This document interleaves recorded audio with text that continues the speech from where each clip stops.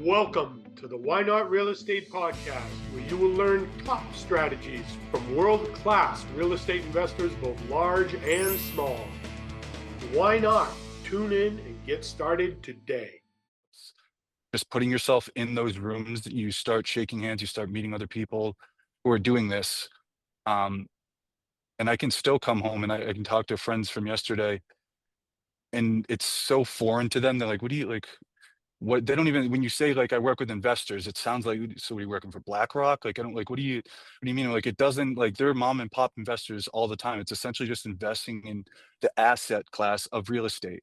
You know, the residential side, you're buying your forever home. The investor space is like, how can I get a good return on my investment as an asset?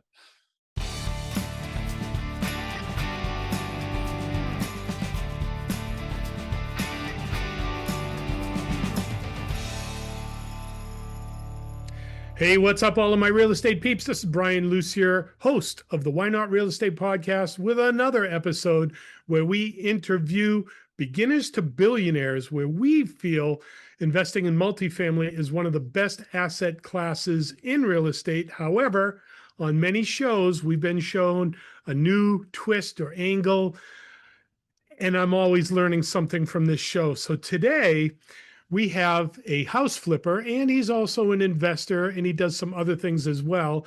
So let's introduce him and get started.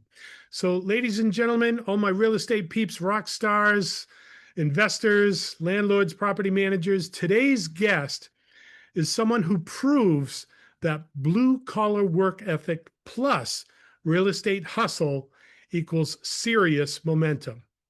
Our guest is an investor-focused agent with Candor Realty, founder of Closing Crew LLC, and a flipping specialist transforming distressed properties across Massachusetts. Born in rural Massachusetts himself, he traded small-town roots for big-time vision. And now he's building a reputation for doing the gritty work while thinking long-term for tomorrow. His journey is grounded in action. As a Candor Realty agent, he leverages his investor mindset to guide his clients, not just through buying and selling homes, but through building wealth, spotting undervalued assets, and making deals happen. With his company, Closing Crew LLC, he digs into the renovation flips, taking distressed properties and bringing them back to life. A process full of hands-on work, market savvy, and relentless detail on the execution. But our guest isn't just about flipping houses. He's building a bridge for others to wealth in real estate. He uses his work with Candor to mentor, share lessons, and help everyday people see how they might build wealth from real estate, even without big capital or connections. His story reminds all of us that even small towns can produce big dreams if you're willing to roll up your sleeves and do the hard work. So, whether you're a landlord, flipper, or just someone itching to break into real estate, his insights will hit home. His approach is gritty, practical, and packed with things you can start doing now, because his journey shows that freedom and impact are built one flip at a time. So, ladies and gentlemen, all of my real estate peeps and rock stars, it is my pleasure to welcome to the show Mr. Leo P. Gregoire. Leo, welcome to the show. I appreciate it, Brian. That is quite the introduction. It's most appreciated, and I appreciate you having me on. Thank you. No, absolutely. We've been circling each other at many of the Candor meetup events. So if anybody's watching Yes, this sir. show, definitely look up Candor, do a Google search on them, and find out where their next meetups are. You'll probably meet Leo, as well as a lot of the other people who've been on the show. So, Leo, I want to thank you, welcome you to being on the show. You have a beautiful scene back there. Is that AI or is that for real? No, yeah, it's my little oasis. I have a quaint little house on the lake in Holland, Massachusetts. Yeah, so this is kind of my office during the warmer months. House on the lake doesn't sound horrible. Yeah. I Leo, if like it's it. okay with Leo, if it's okay with you, I'd like to jump right in and get started. Sir. Yes, sir. So, so Leo, in your intro, we learned a little bit about you, what you're doing now, but could you tell us what did you used to do before getting into real estate? Yeah. So I'm a W-2 during the day. I'm a little bit of a jack of all trades when it comes to woodworking. So I'm a furniture maker essentially. I work with a reclaimed lumber distributor. So we do demo. I'm also a sawyer and a furniture maker. So I do that, around 7 to 4 in mornings, evenings, and weekends. I'm strictly real estate focused. So I learned Soon to be something 100%. soon to be 100% real estate. So I Yes, learned sir. something on every show. What is a sawyer? I run a sawmill. Yeah. A sawmill. All Yeah. right. Yep. I have visions of big logs and like it's like 4 foot blade, right? Yes, sir. Yeah. That's what it is. Oh yeah. Yeah, we have a couple of them actually. We got a Lucas mill, which is a massive, circular saw blade, and then two bandsaw blades, sawmills, a Thomas and then a Grizzly. Yeah. Heavy duty. So you've got sawdust running through your veins. Yeah, actually moments before this video I was covered in it. I still have, remnants of today's work on me. So I try and keep it clean, but it's a dirty job. Yeah, the sawdust gets everywhere, but growing up as a kid, my dad was a builder. And when my dad came home, he always smelled like sawdust. And, Mhm. that's something I grew up with was a kid. It's like, this is my dad. So, when I smell sawdust, Yeah. for me, it, brings back a lot of memories. So Mhm. I'll have to stand closer next to you on the next meetup. So is this something you've done all your life? No, the better part of my adult years. Yeah, I've always worked, with my hands. Growing up, my father was an electrician. The town I grew up in 2,500 people. You pretty much worked with your hands, um, and that was just kind of what you did.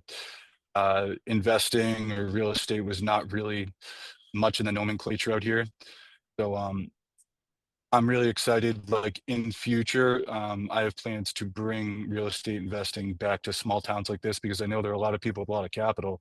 They just don't have the resources or the network to even, know what they don't know. So I'd love to bring that back to small town like this and really get some people on board with, changing their life with generational wealth. Wow, admirable. So you're growing up in a small town, good hard work ethics. What influences did you have growing up, if you had, that may have turned you towards real estate might be something you could do in the future? Honestly, it wasn't a whole lot of influences. Mostly as I was getting closer to the back nine of my life, I just got sick of trading time for money, man. It's a young man's game. And I started thinking about, what was a better return on my investment, that being my time. And so I started kind of focusing on investments like I was studying the stock market a lot. And I kind of, for a brief moment, shifted focus there. And my brother had actually gotten his real estate license. And in the process, over the course of like maybe 3 or so years, we had flipped a couple properties because all three of us, one's an electrician, one's a carpenter, and I'm a carpenter as well. So we put all our resources together and flipped those properties. And at that time, it was like, hey, we could do this, moving forward, kind of putting in the sweat equity. But I figured that my efforts might be better aligned if I were to try and focus more on real estate. And in doing so, I started just filling my head with all the real estate podcasts I could. And I came across an episode with Andrew Freed on it. And at the end of it, he's like, "Oh, we have a Worcester meetup." I'm like, "In my backyard, dude. Like, it'd be a fool not to go check it out." And I did. Shook his hand, started going there routinely. I think within a couple meetups, I was on one of his masterminds, um, which just kind of changed everything. It really it got me in rooms and around people moving in one direction. And I'm sure you've heard of the phrase, you're the average of the 5 people you spend the most time with. If there's anything I've learned throughout all of this, it's just curating your environment ruthlessly. So the more I started spending putting myself in these kind of rooms, the more influence it had on me, and the further it's, amplified my trajectory towards this direction, and to the point where now I'm solely focused on making real estate investing like my full-time gig. And I will couple back with my brothers, but I would like to bring the investor side to them and be like, bro, it's like we don't need to trade sweat equity for this. Like there's ways to do this, and that's kind of what I'm in the process of doing now. I'm working with Closing Crew LLC to flip a property. We have GCs working on the property. We're not swinging any hammers. We're not getting on any roofs. And I think it's a way better return on investment than, sure, could I go spend every weekend, renovating this property? Absolutely. Do I want to? No, I don't. I think there's a more prudent way to go about it, and I'd like to bring that and circle back with my brothers and eventually start a company with them doing the same. So this is pretty interesting. So you're giving me kind of like a fast forward of where you are today and where you're probably going. And then Mhm. all the way back at this, your brother had flipped a few houses. So it sounds your brother was the influence that put that first bug in your ear. So Yep. I'm always curious about this part of it, right? Because there might be people who are watching this show saying, well, maybe real estate, but I don't know if that works for me. So I want to go back to that moment where you were first exposed to this as a concept. Like you're doing your thing. You mentioned the back Mhm. nine, so I'm guessing 29. It was in my 30s. Yeah. Okay, so the back Yeah. nine, that's what that Yeah. is. And then Yeah. your brother had flipped a house or two or something like that. So what was that conversation like, and what was that light bulb moment in your head that said, wait a minute, real estate could actually be something? Right. So it was like the first iteration was he had bought either a 3 or 4 family in Palmer before he even understood really what house hacking was, just to, subsidize his mortgage and buy an investment property.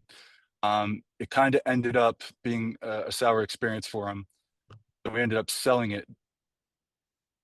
But that iteration was like, hey, we could like with our like skills, we could flip properties being the manpower, not understanding that like there's a higher leverage opportunity here. Like if I could just get focused in real estate, we could pay other people to flip these properties with us.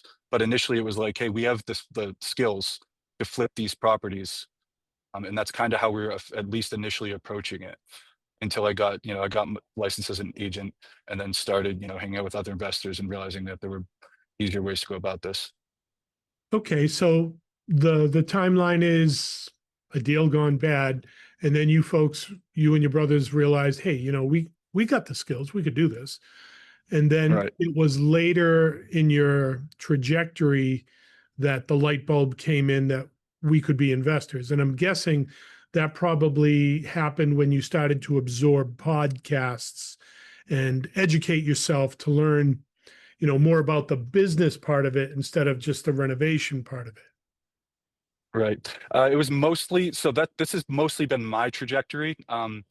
This is kind of my growth curve. They are still, they're still an electrician, still a carpenter. But I've been growing more into this investment space, and more so than podcasts was it was literally I can't put enough of an emphasis on those simplified REI meetups. Just putting yourself in those rooms that you start shaking hands, you start meeting other people who are doing this.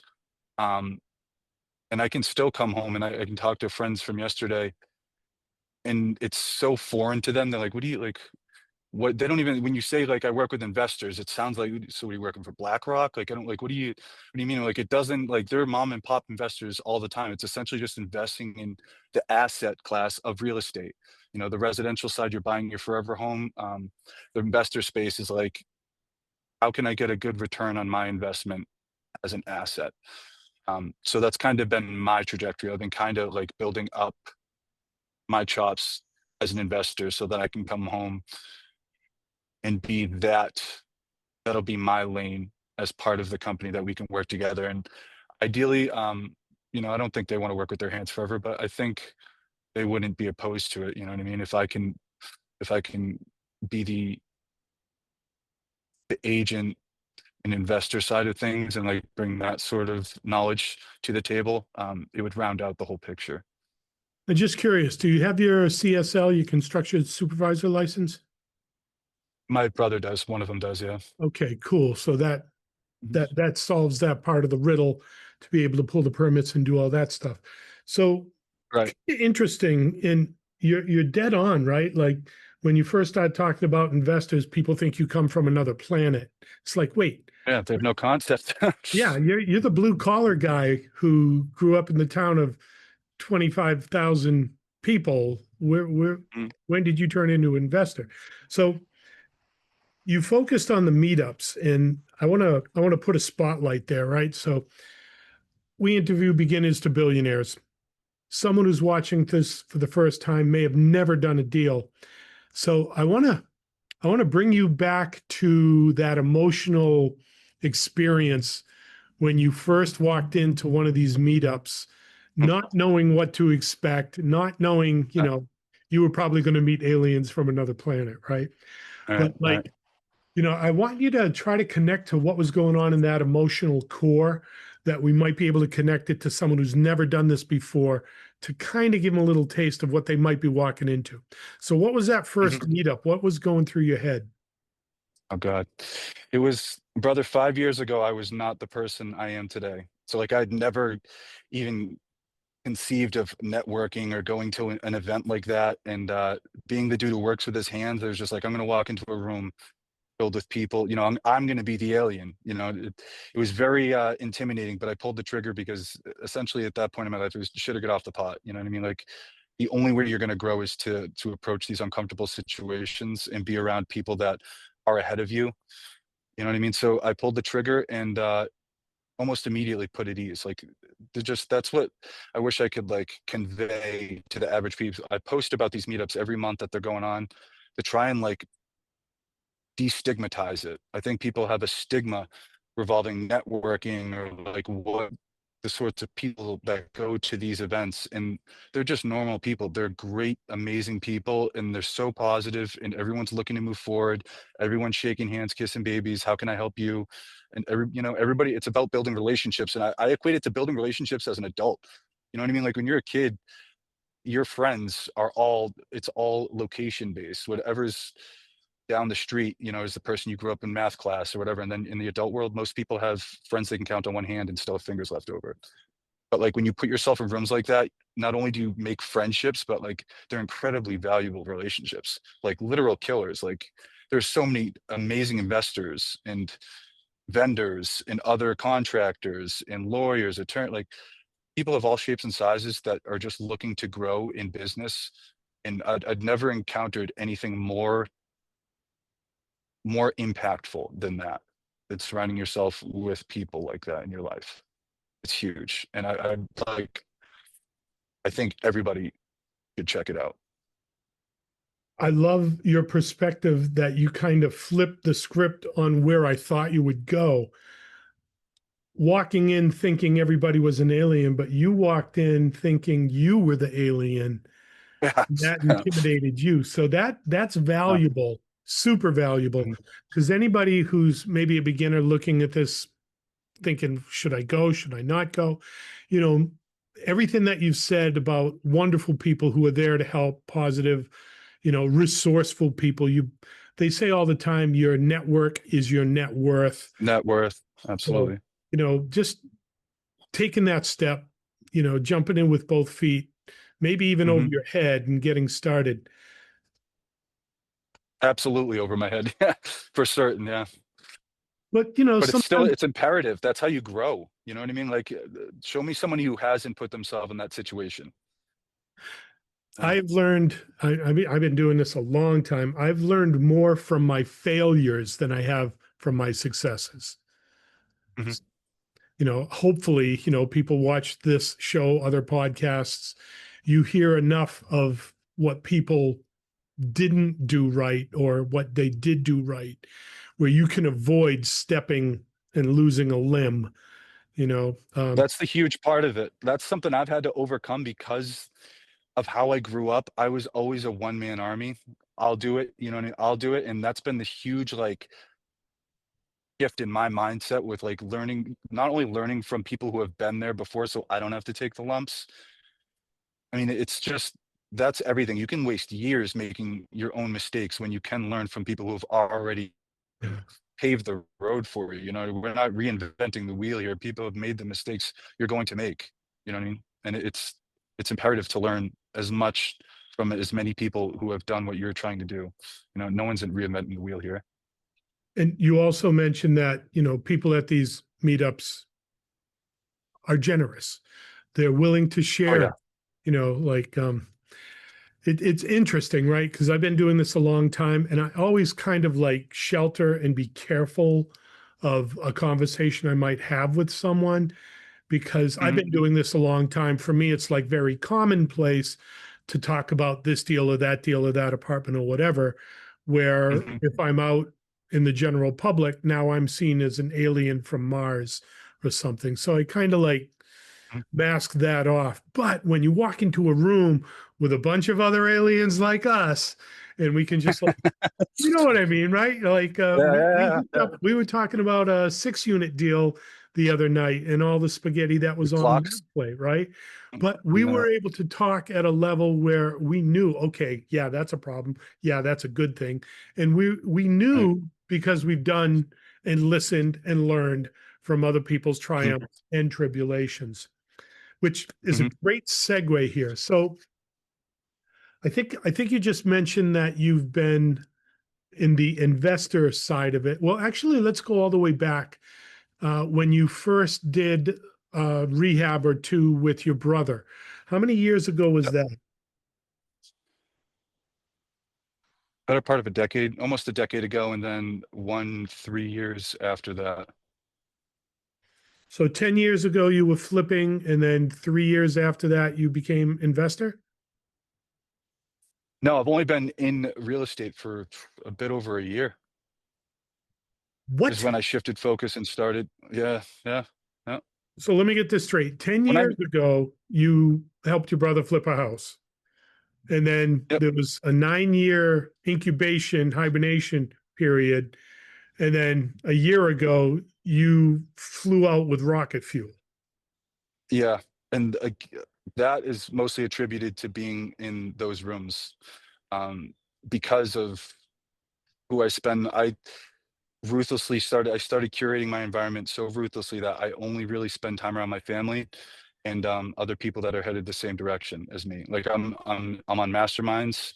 I have weekly calls with business partners, like, it's all of my focus is now shifted to this. In that decade, I lost both my parents. So it was Oh, kind of a tumultuous, like, part of my existence where I tripped myself up in many respects. And it took me a while to stop tripping myself up and getting around the right people to have to kind of put me back on track. well, first, I want to say I'm sorry for your loss. My dad was my best friend. I appreciate it. I used to light up my dad telling him about deals because he was a builder and he never knew about property management. He would always build a house, sell a house, build a house, sell a house, feed the family, build a house, sell a house, feed the family.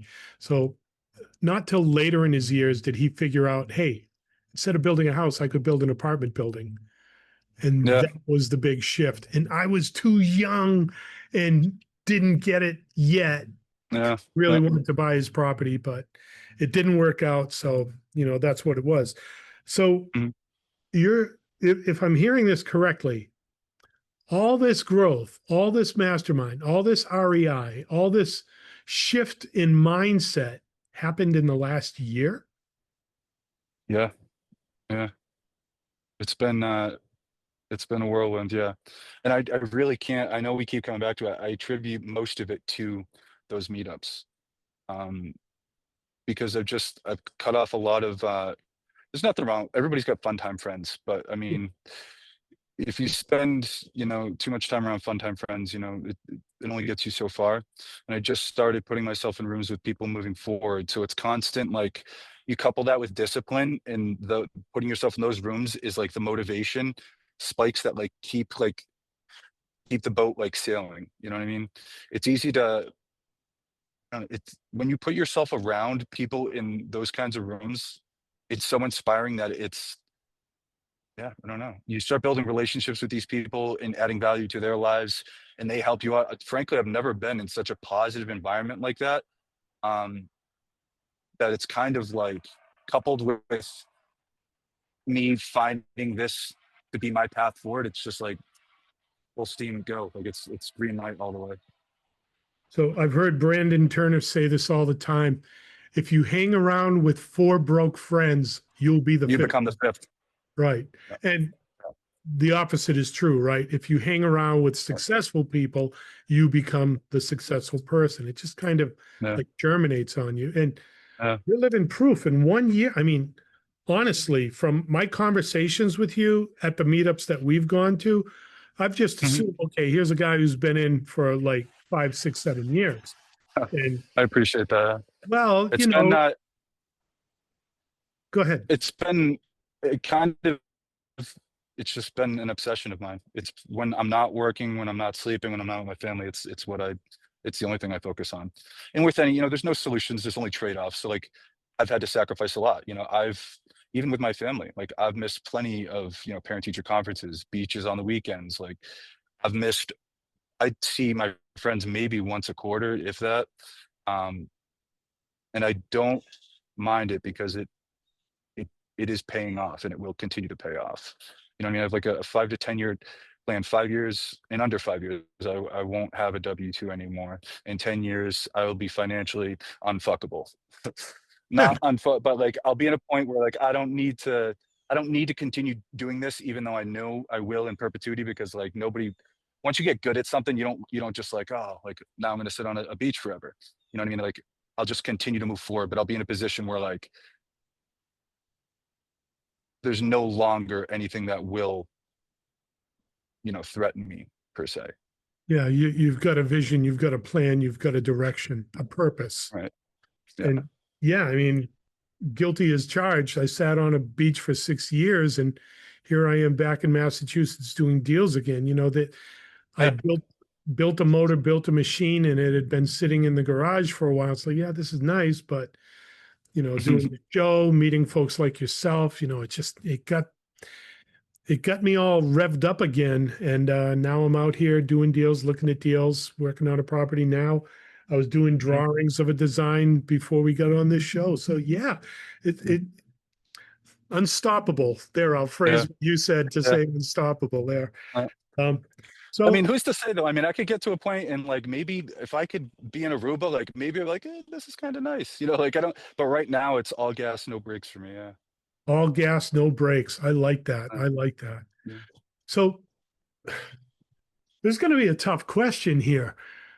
I assumed that you were, in the game much longer. So 10 years back, you swung a few hammers, hung some drywall, did some work, and now life happened. And then a year ago. So what happened a year ago that said, okay, this is it. I'm all in? Um, I just got real, like I do like what I do, but I got real sick of creating so much of my time for such like the leverage was not my favor. You know what I mean? Like working a 9 to 5, so to speak, does not it yields X amount of dollars. Whereas like real estate, like you can build, like you said, you have a machine you built. You can have a team. I could be in Aruba right now and that machine's still churning out. And the better I get at this, I mean, it's exponential returns. Like I don't need to like, I need to be here 9 to 5. I'm going to make X dollars an hour. You know what I mean? You can close deals anywhere. You can have your team walk a property anywhere.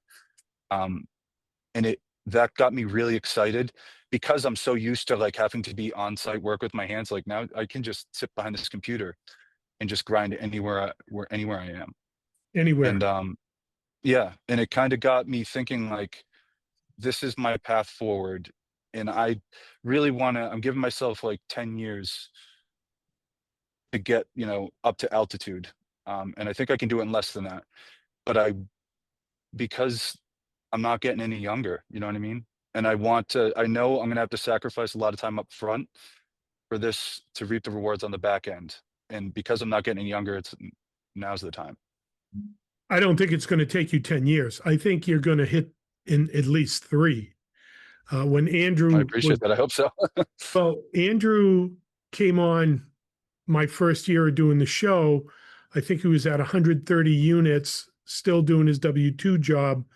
When we Mhm. met last Wednesday, he's at 500 units and Yeah, he's built a machine, a right. machine. Yeah, Andrew is such a truly exceptional individual, and I love being a part of his team, and just I'm part of his mastermind. It's a mastermind I'm on every Sunday morning. We wake up at 7 and get after it. And he's such a wealth of information and knowledge that I only I remember texting him when I wasn't even licensed yet.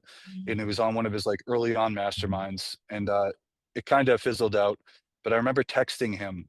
It was like, I will one day repay you for like what you don't even really fully understand what this has done for me and how it shaped my trajectory. And I will repay you one day. And it's been great being a part of his team and being in that atmosphere, because he executes at such a high level that like being around that and just absorbing that has been monumental. Most of it's speed of execution, kind of like what you're saying, like over the course of 1 year, I forget who said it. There's like a well-known saying, like people wildly overestimate what you can complete in 1 year and underestimate what you can get done in 5. And it's when you're around people like that in this industry in particular, speed of execution, narrowing that gap between having a thought and executing it is paramount. And when you're around people like Andrew or like other people at these meetups, it's just like, you have an idea. Next time you talk to him, it's like done, deal's been submitted. Like we're already doing our due diligence. Like you execute at such a level that the average person is not used to, or like the world, many parts of the world do not like operate on that sort of timeline. And that's been really paramount for me in particular, like learning from people that execute at such a pace and building a team to allow you to be able to execute at such a pace. So we're going to take a stab at this question. I usually call it the time machine, but now this time machine is fluctuating between 10 and 1 year. So I'm going to let you fill in the blanks because this is your story on this. So this is a two-part question, and I love asking this. So if you could go back in that time machine and tap yourself on the shoulder, what advice would you have given yourself starting over? And then fast forward, because obviously you've got some chops now. What advice would you give to that newbie who's starting out today? But we're going to start with you first. What advice would you give to yourself if you were starting over today? Like 18-year-old me, or like me 10 Well, years ago? yeah, that's interesting, right? Because 10 years ago you were hands-on doing a flip, and then a year ago you drank the Kool-Aid and became an investor. So, or became a vampire, whatever it is, because we don't sleep much, right? Right. So I'll let you tell the story, right? If you could have gone Yeah. back 10 years, what would be? If you could have gone back to when you got serious a year ago, what would it be? So 10 years ago, having done those flips with my brothers, I would have right then and there started consuming, because I think it was probably consuming the podcasts. Without it, I wouldn't have even heard of Andrew. I wouldn't have heard of the REI meetup. So I would have kind of just dove in right there and tried to remove myself from the mental like frame I had. Was like, I have these skills. I can do, X. Instead of continuing that paradigm, I would have been like, well, let's get in front of other people who do this. Maybe like put myself, like I didn't even know meetups existed. That was like the crazy thing. So like I would try, I'd start learning as much as I could through podcasts, and I would have tried to meet up with other house flippers in the area, which now I know of a handful, you know what I mean? So that would probably have been the focus. I would have been like, stop thinking so narrow-minded and open up the scope a bit and start shaking some hands and meet some other investors or people that are doing this at a bigger level. I think that's another huge paradigm shift too, is just like, it's easy to take one step forward at a time.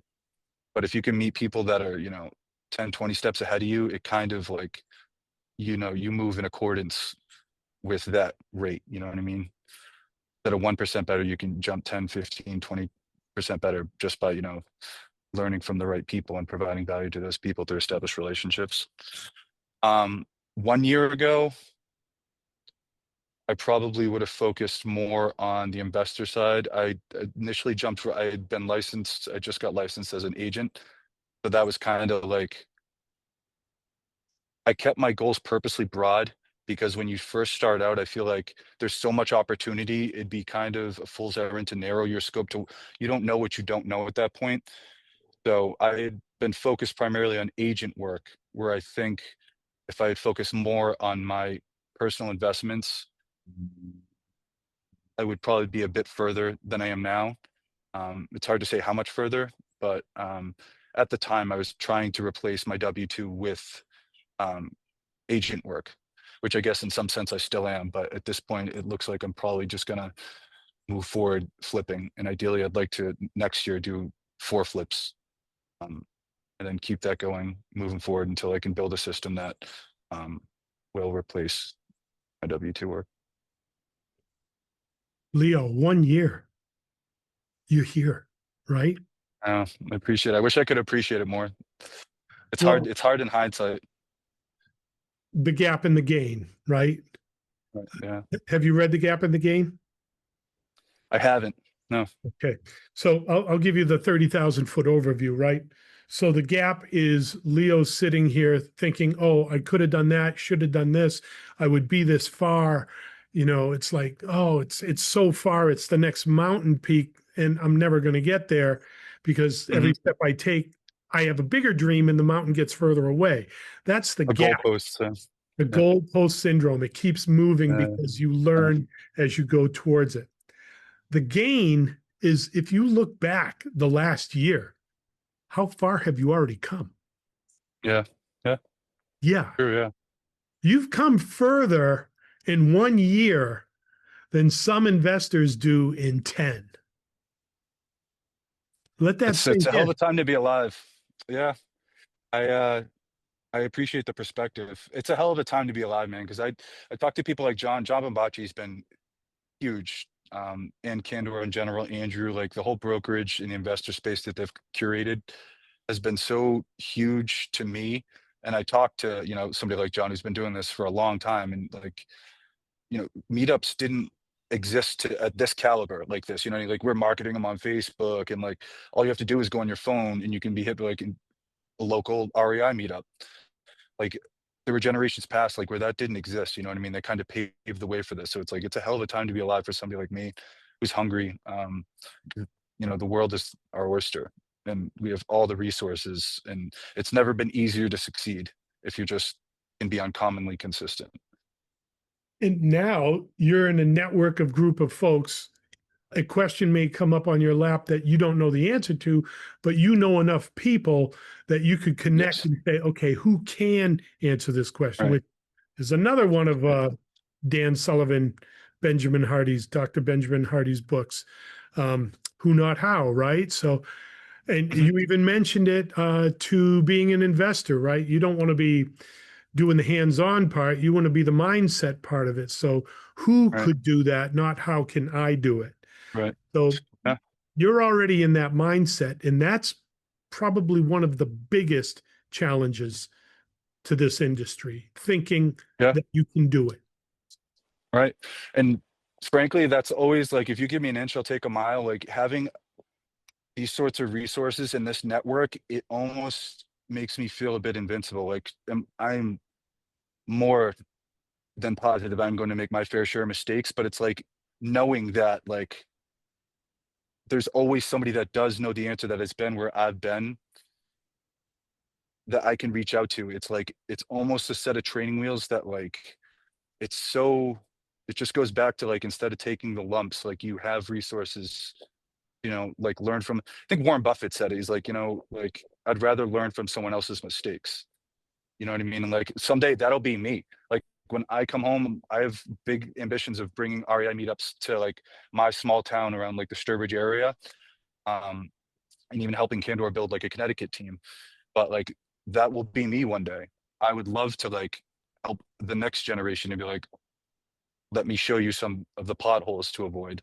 you know what I mean, kind of, and pay it forward. And I think that's another huge part about this, like the network, like going to these meetups, like you'd think, I don't know what I thought, but like not a single person, everyone's there and willing to help the new guy, like stoked about it. Like we get kids from Nichols College coming in there at 19, and I'm so jazzed about it. Like I can't like even like I wish I was had the foresight at 19 to be in rooms like that. You know what I mean? Like I want to help them any way I can. Well, let's do a little perspective here. You are how old? 39. I didn't start real estate until I was 38. Oh yeah? Yeah. We're kind of on par here.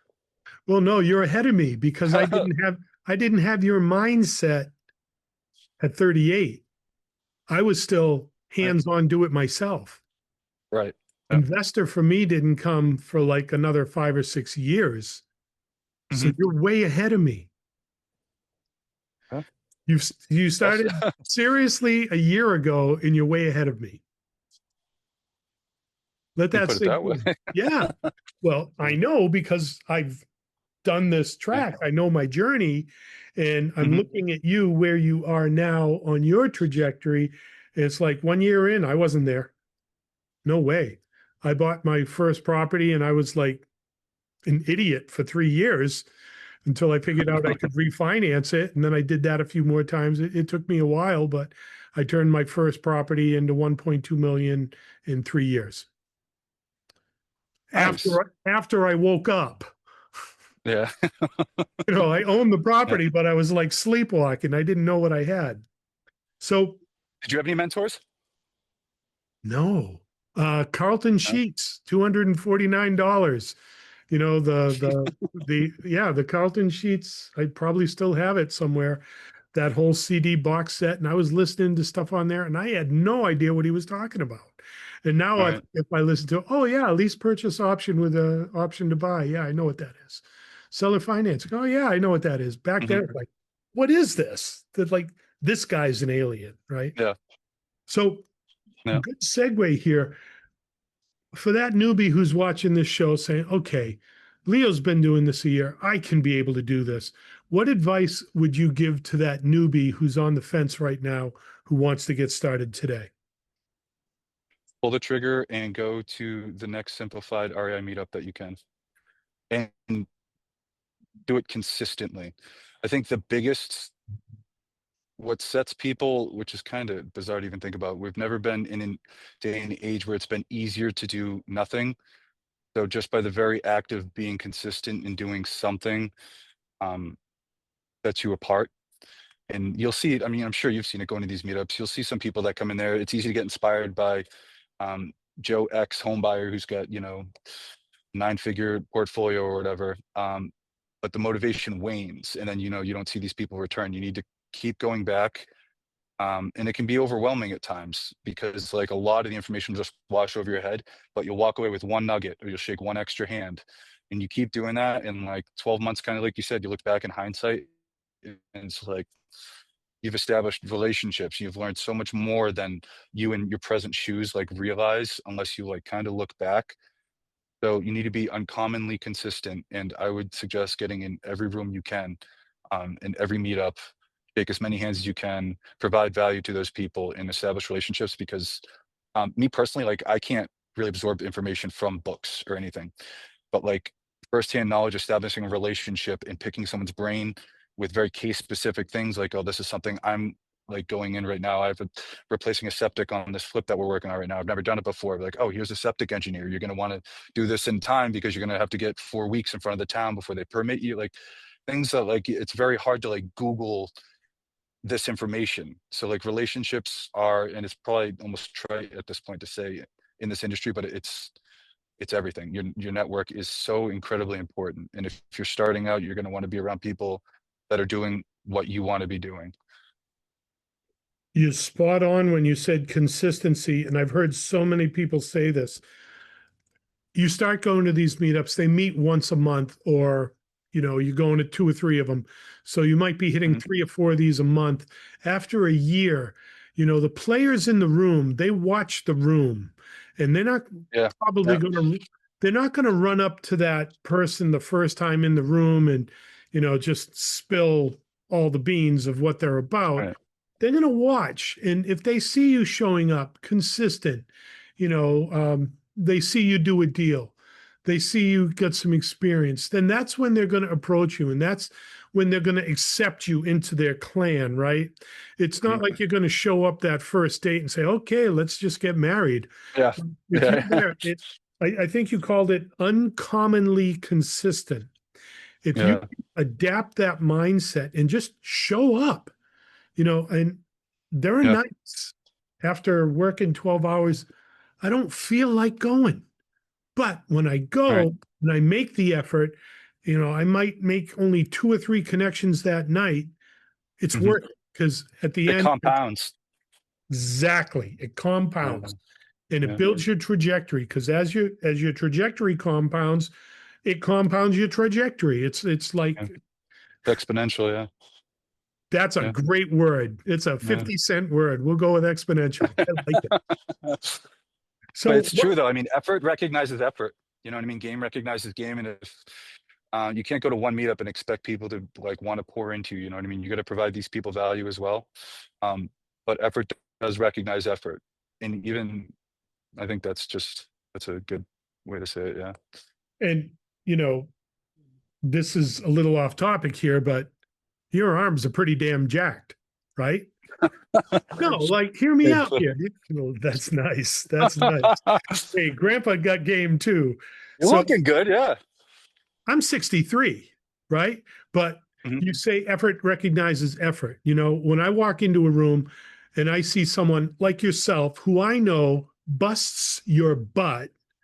taking care of yourself, that Mhm. translates to me, okay, I know if that person busts his butt taking care of himself, then he's going to apply that same mindset to everything else he does. How you do one thing is 100%. how you do everything. Like Yeah. when I first met Andrew, he was not jacked. Yeah. Andrew Yeah. is now jacked, right? Yeah. Yeah. And it happens, right? And I'm not slamming anybody who does not work out or anything like that, but I think it's part of the mindset, right? Like, It changed everything for me. yeah, It really did. you're in Yeah. control of your body, you're in control of your mind. And I know from doing it, like working out and lifting weights is 100% mindset, right? I mean, you need arms and you need muscles, but it's Yeah. mindset Yeah.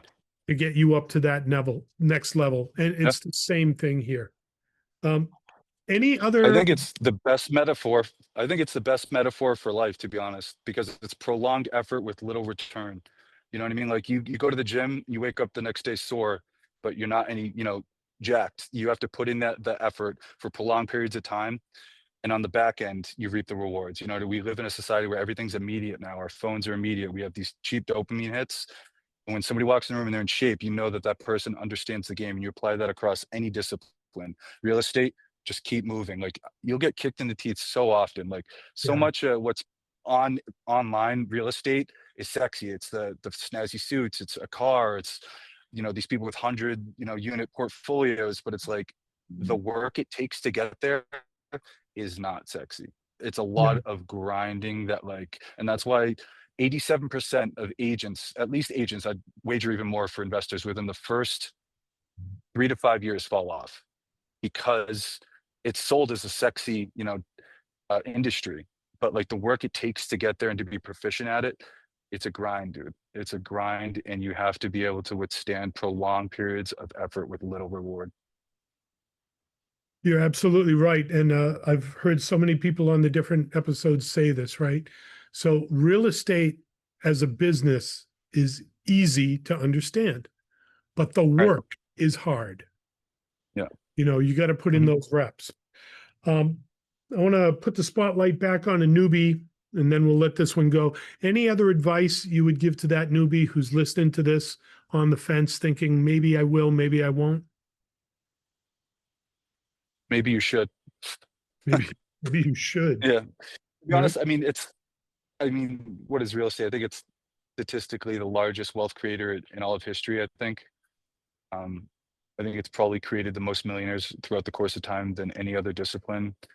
Um, it's mostly like the mindset of investing in assets. And I guess you could like, as long as you just switch to the investor mindset, I don't care if you're investing in equities, the market, real estate is my preferred uh discipline, but like the investor mindset where you're not just trading time for money, Yeah. you're figuring out, I mean, so many people have money under their mattress, and they don't realize that they're losing pieces of it every day, just through inflation, let alone like the only way you really truly get ahead is when you start investing that money and realizing gains from it. Like there's so many better returns on your investment than just trading time for money.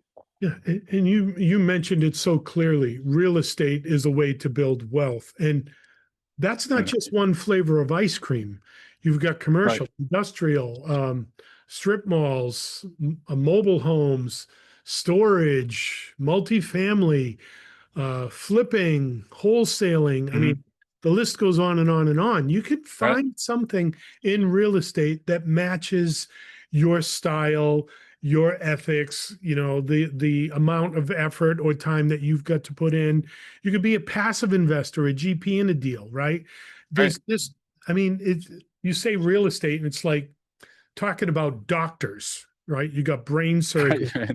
Right. Yeah. orthopedics, or lawyers. How many different types of law practice, right? And same Right. thing with real estate. It's not just one flavor of ice cream. And I think there's enough on the table there that you can definitely find a niche that'll work for you. Absolutely. Yeah.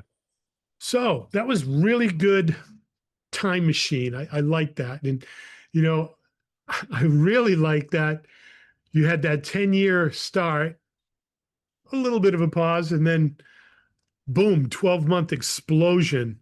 And based off that explosion, you brought so much value. So thank you Hmm. for that.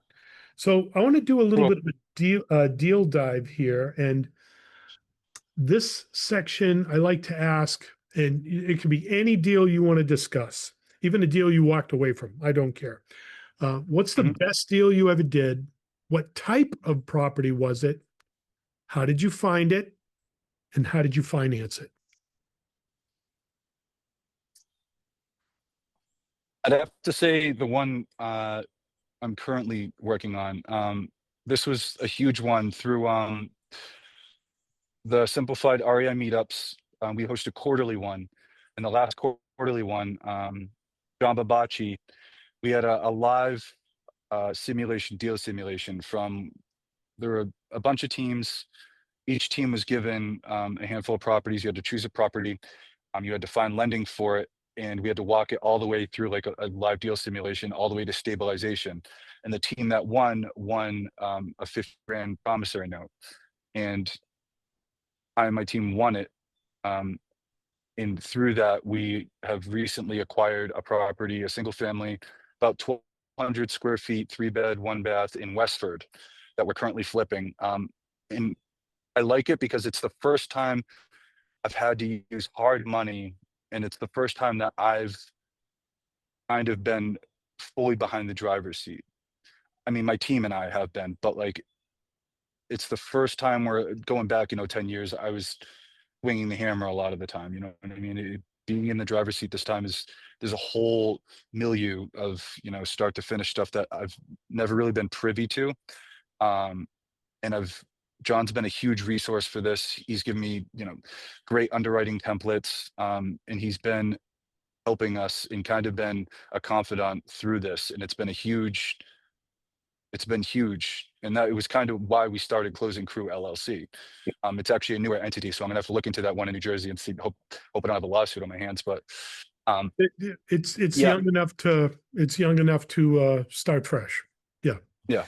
So But what? this one in particular, we're mostly it's an interesting deal because it is a full rehab, um, but we're actually attacking 3 CapEx items in hopes to offload it quick. We close the 30th. So we kind of hope to get this gone before the winter. We're replacing a septic, residing it, and re-roofing it, and hope to walk away with 50 grand. If we have to carry it through the winter, we'll do a full rehab and walk away with maybe 100 or a buck 50. Okay, so I got a couple questions I just want to identify here. So at the quarterly simulation, you did this practice run looking at deals and what it would take simulation. Was the single family house that you purchased one of those deals from that simulation? No, these were already deals that had been closed. I believe one might have been John's, one was Andrew's. There were already properties that had been seen through fruition and had been stabilized. Okay, so this was a deal that you picked up from somebody else. One of the Right. So one of the well, Candor team.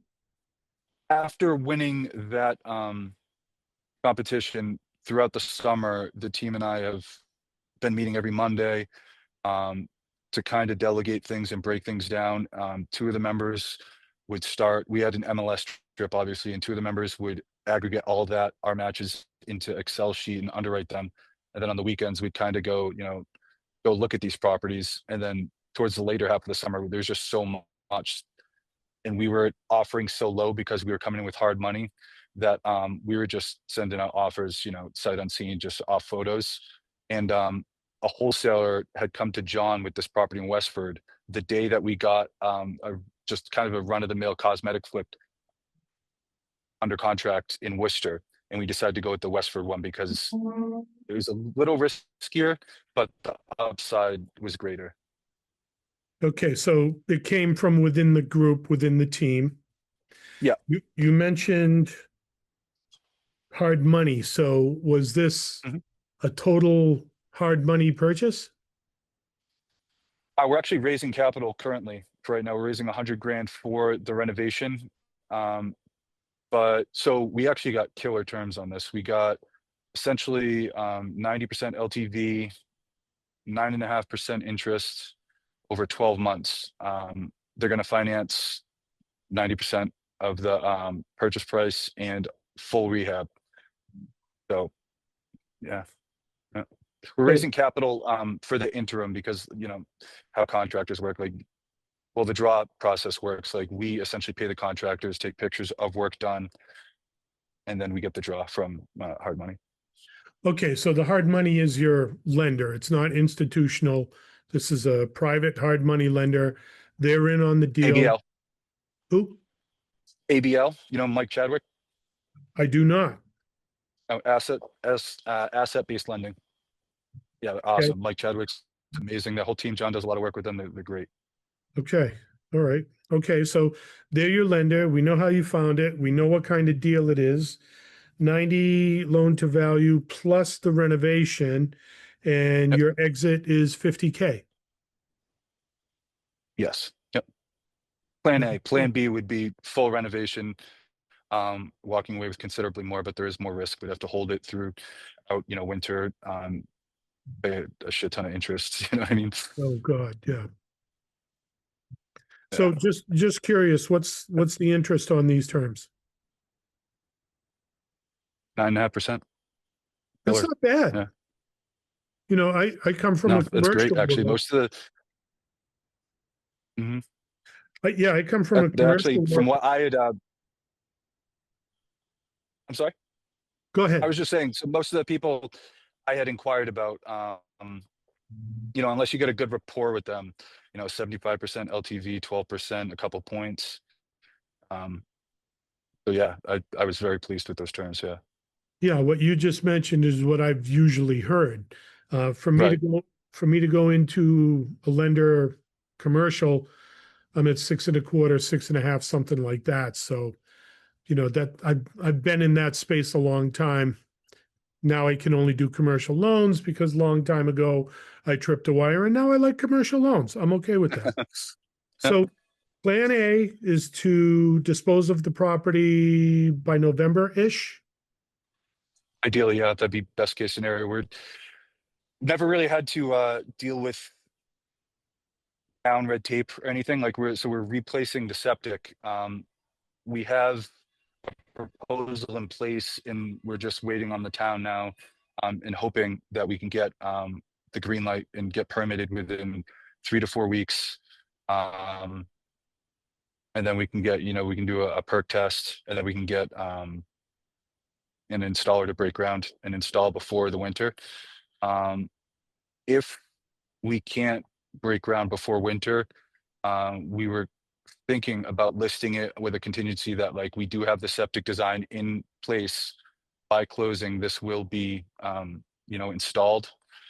Um, it's just the timeline for the septic installation is probably, I mean, we close on the 30th, so we're hoping to throw it on the market immediately almost to try and beat the winter.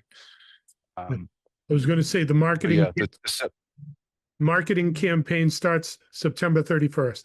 yeah, yeah, yeah, yeah. We're going guns a blazing. Yeah, Yeah, I mean, why not, right? Because you can market it, do your drip to whoever your buyer list is for plan A and for plan B, right? You right. know, Yeah, if somebody wants to make you more money, more than the 50K, figuring in the holding cost and all that, and they want like a golden toilet or whatever it is, great, lock up the property and do it that way. And a lot of investors say, having multiple exit strategies is a great idea. Have that one. I think it was Warren Buffett says, you know, your plan A should be your plan A. Your plan B should be other ways to execute plan A. I like that. So, all right, so that's pretty good. So it's a work in progress. Today we are shooting, I believe, on the 23rd. So you close in a week. So this will be interesting Sure. to see where this goes. I think when this episode launches, you'll have already closed, and I'll probably be getting notices to buy this property. We'll see where it goes. So, what's the biggest hurdle you've had to overcome as a real estate investor, and how did you solve it? Probably coming from the paradigm I had most of my life prior to the real estate introduction. It's just the one man show kind of mentality, um, which I guess ties to delegation. So just like building a team around you, like knowing your strong suits and finding others that can complement those strong suits, so that way you don't fall into this one man army sort of situation. You know what I mean? This game best works as a team, as a team game. You know what I mean? Otherwise, to be frank, I don't even know that. I haven't met them, at least like any single practitioners or operators. Like it's definitely a team sport. And in my past life, I was a one man army. So kind of reframing my perspective and paradigm to start building teams and leaning on other people. Frankly, for this flip in particular, it's been awesome. You know what I mean? Like I would be underwriting there was so much data we had that we were from our drip, and it was phenomenal to have through the team members underwriting all this. Like I was for the long time, I was kind of like a layman when it came to even just the back end of this, like using Excel or anything. But these two team members got all of the information, aggregated it into an Excel sheet, gave it to me, and I would kind of go over ARV and just kind of review it. And then we could kind of devise a plan of attack for the weekend if we were going to see any properties.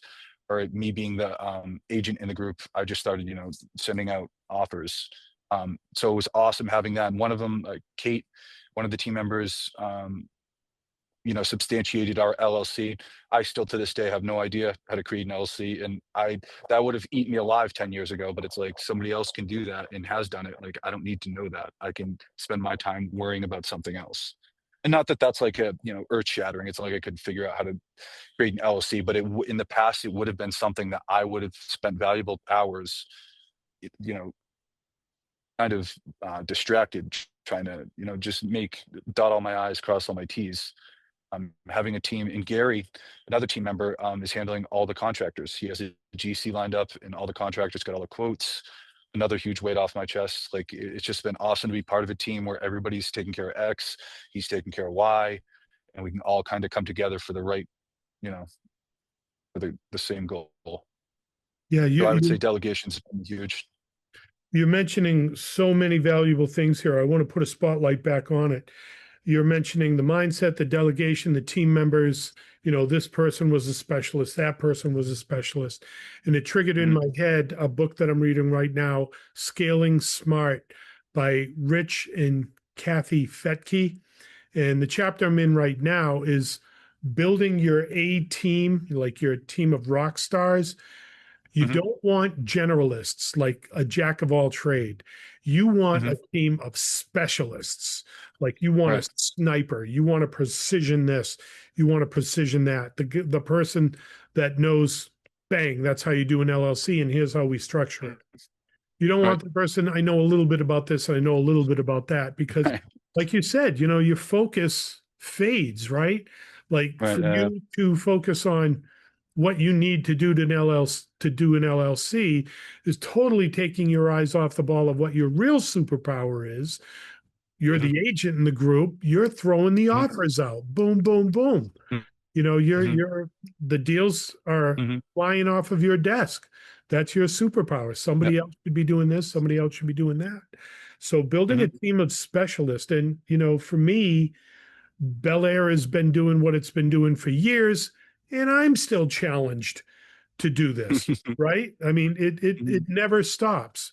Hopefully, I'll get to the point where I built enough specialists that they can run it, and I can do whatever. Mhm. So I know that you mentioned the podcasts at the beginning, getting to the meetups, said maybe didn't absorb from books so much. So I'll ask the question and you can answer it however you like. Sure. Is there a book or resource that inspired you to get into real estate? Is there a book or resource that had the biggest impact on you to become a real estate investor? No, I don't really have any of those, some of the tokens you hear. Like I've never even read Rich Dad Poor Dad. Um, I've never really, most of my reading, to be frank, is, uh, I've always been obsessed with philosophy and psychology. And I think that's kind of helped me, establish like a creed or like a general like paradigm in dealing with people, but nothing specifically related to real estate. Podcast wise, I rip the Bigger Pockets podcast all the time. Um, Brandon Turner's, I listen to his occasionally. I listen to podcasts every day, but only a handful of them are really focused on real estate. So I'm interested. You mentioned the philosophy and psychology because that stems Mhm. right into mindset, Mhm. which I mean, for the last year, your mindset has been 100%. So, what Mhm. kind of books for philosophy, psychology? Because, I like that kind of stuff too. And I'm always looking to learn. What can you teach Yeah. me? I mean, one of the huge staples that I'm sure, I mean, it's pretty sure it's still a bestseller, but James Clear was huge. Establishing habits, atomic habits. Um, I've basically structured my life through habit stacking. Um, I set goals, but they're far more broad based. What I focus most of my time is focused on stacking like habits that once implemented will just kind of autopilot get me in the direction that I'm going.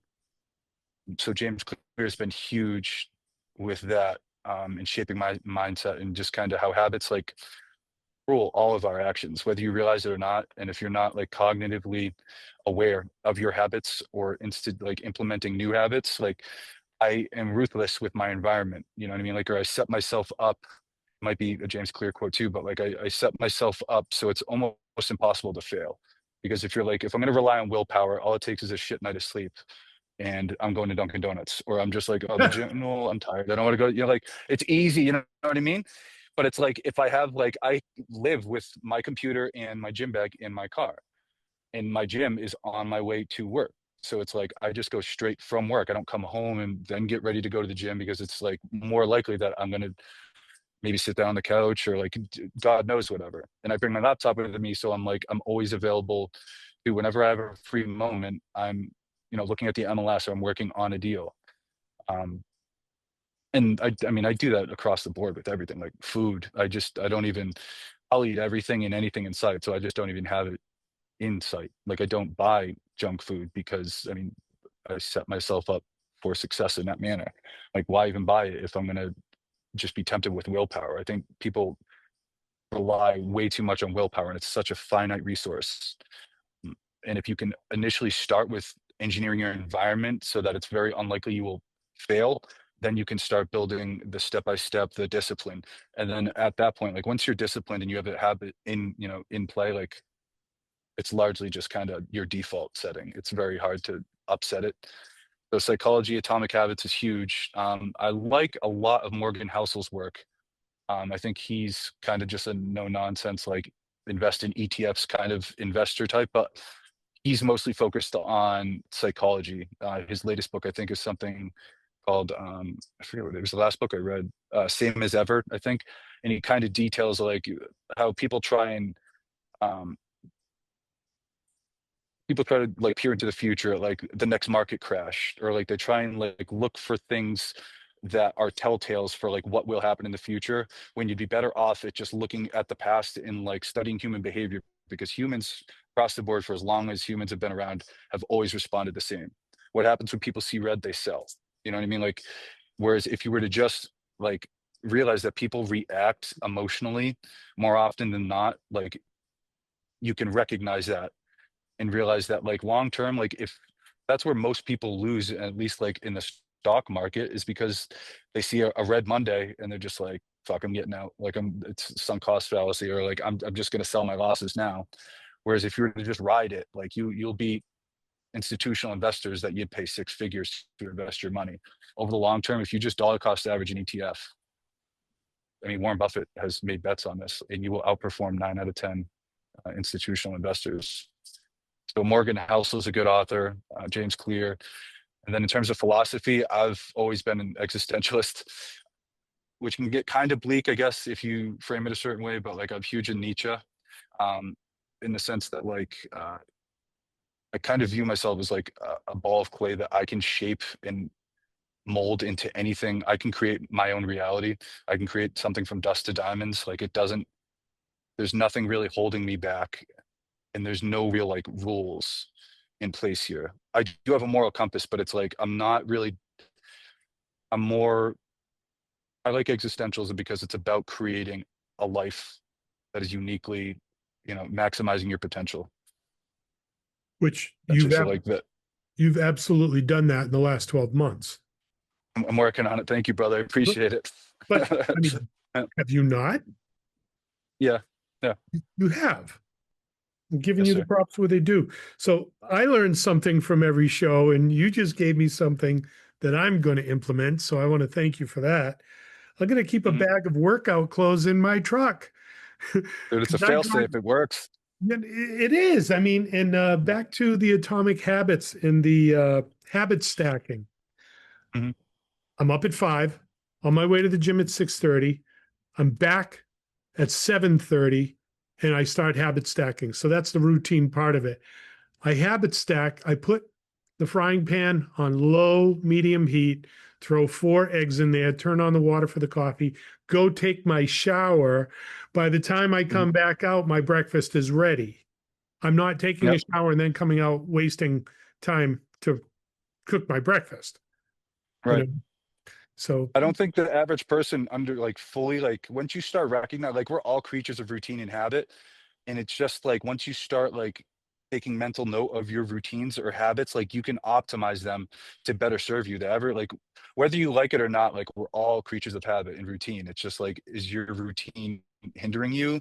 You setting your alarm 15 minutes before you got to be at work and you're just out the door, like, or are you optimizing your routine to better serve you long term? Because that person who's waking up 15 minutes before they have to be at work, like chances are they're not going to have an optimal day. Whereas if you were to wake up at 5, get your coffee prepped the night before, have your shaker on the counter so you can get your supplements in, like if you set things up and you have a routine, it can optimize you. And like we're machines at the end of the day, you know what I mean? Like largely we want to work on default mode, but you can tune your hardware so that like your default mode is optimizing your performance instead of just like you're reacting to stimulus around.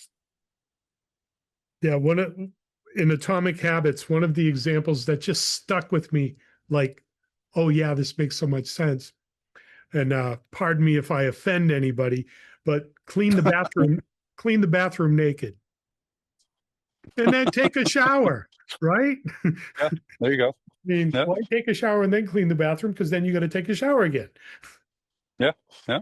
So just Yeah. the order in which you do things to be more efficient with your energy, your Mhm. time, your production, just it all rocks. So you gave us Atomic Habits.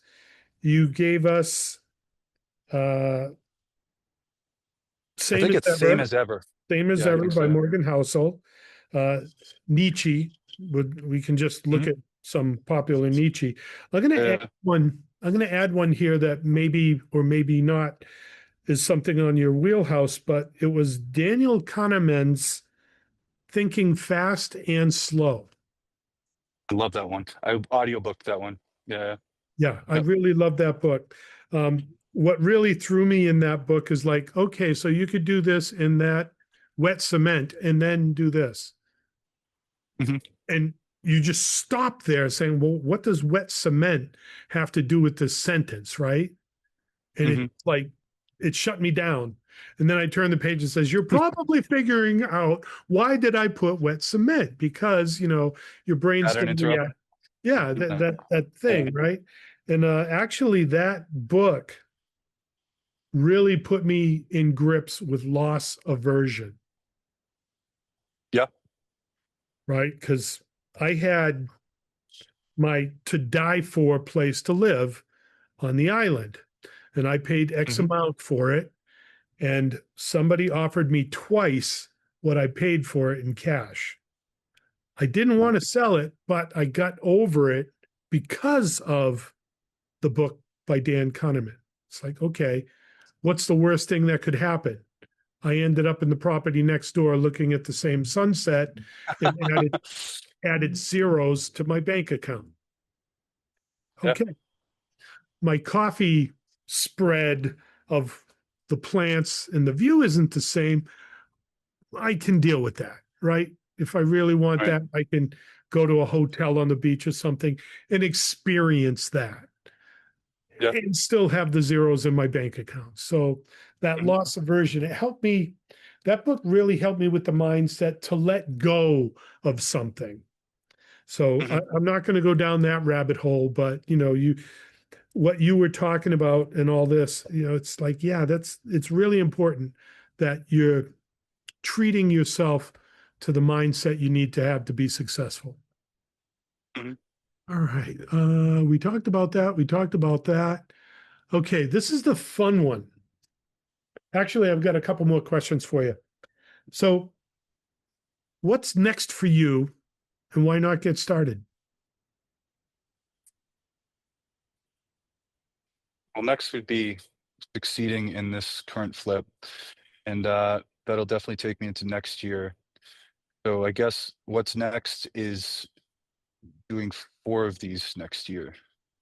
Yeah. And I guess this has been a huge part. To be frank, like this is it's kind of been a wild experience. Like there's 4 of us that's part of this business.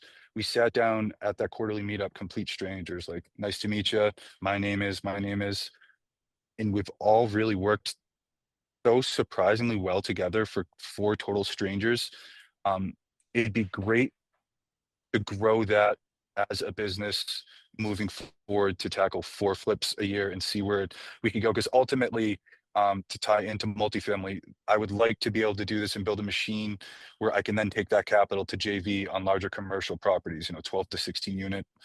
Initially, actually, a few of the guys on the Candor Worcester team are working to take down something right now, and I'd love to be a part of the next round of that.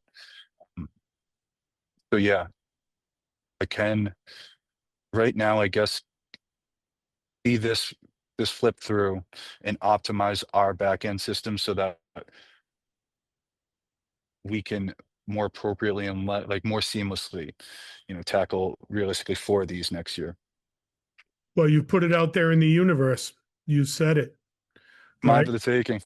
Yeah. That's it, right? Right. And you can create whatever dust to diamonds that you can envision for yourself. Why not? Mhm. Which is why I Mhm. call the show Why Not, right? There really are no limits if you can think about it. So this is the curveball. What's the question I should have asked you today that I didn't? Oh, I love the expression on your face when I said that. yeah, I don't know. Yeah. What's my favorite color? Leo, I what's your favorite color? don't know that I got one. I like earth tones. I like forest green. I don't know. Was there a question that wasn't asked? I don't know. I just like to throw that one out because, I've That's gotten a good so one. many. I throw that out in the interview, and someone will say, well, I expected you to ask this, or, you know, Mm, you could have asked me about that, or whatever, or some interest or some hobby or whatever. So that's mhm. usually where I get really something spicy that I can put into a sizzle reel. Oh, So, okay. so what's something about yourself that you wish people knew about you that they don't know? Uh, I don't know if it's something I wish they knew, but to get a better sense of who I am or was as a person, I've always been more creative than calculated. My past life, I was a musician for longer than I hadn't been, and up until real recently, I played guitar, yeah, for the majority of my life, in and out of bands. Yeah. And I think tangentially, a lot of like, because being in a band is kind of like having a dysfunctional like business, which I later kind of like started making furniture, commissioned furniture on my own. So it's kind of like these past like lives I've lived, kind of like you learn lessons from them and you can take them into like your new iteration. And it's like, oh, this is just like a more higher profile version and more functional business, like more dialed in business than what I'd been doing previously. But yeah, like if you would have met me 10 years ago, I was not this person. I always kind of had like this similar mindset, but I got in my way a lot more than I didn't.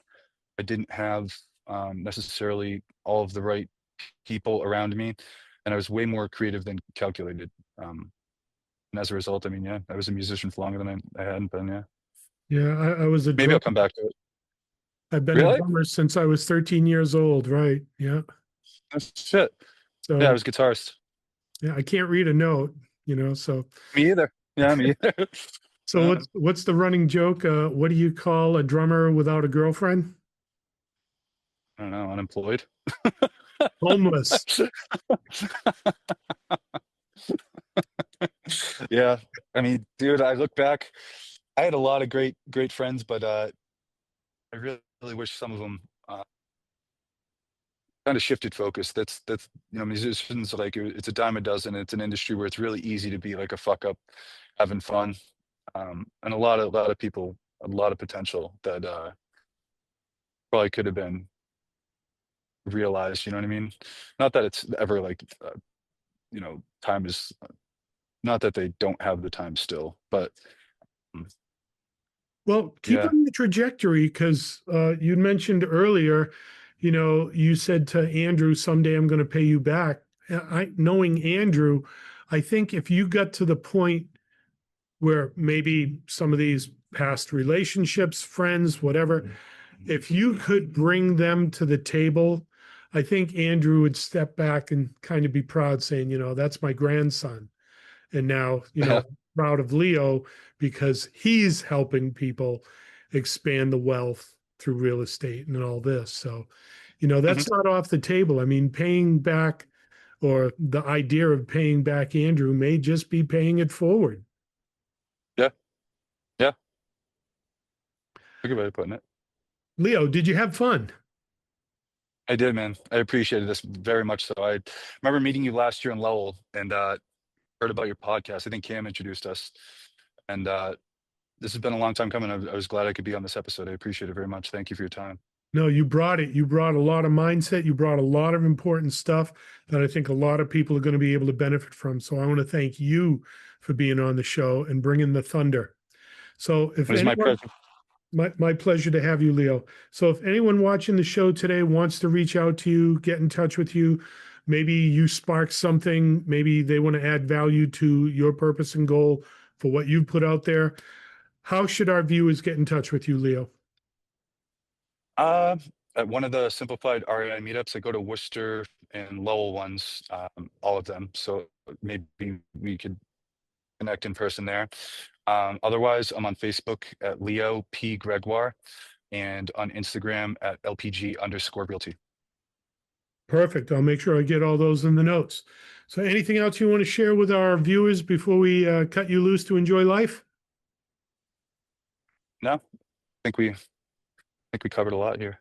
I appreciate it, dude. Seriously, it's been a pleasure. The pleasure's been all mine getting to hear your story and now getting able to share it with the world. So, Leo, I want to thank you. All my rock stars, real estate peeps, real estate investors.